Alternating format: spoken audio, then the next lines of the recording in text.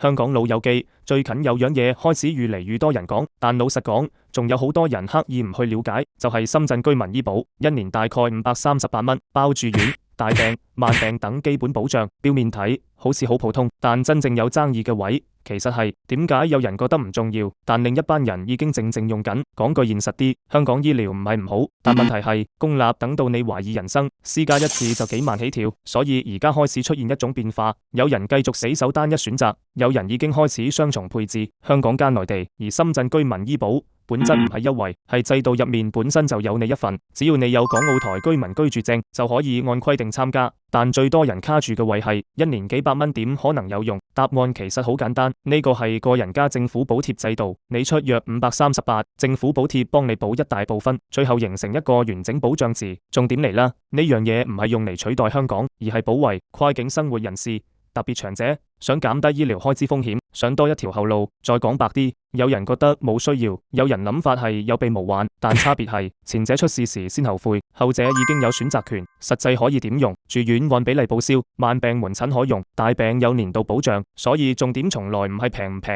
而係你有冇多一個選擇權。如果你或者屋企人唔清楚申請流程，想知自己適唔適合，PM66，我幫你拆清楚，等你自己衡量都唔遲。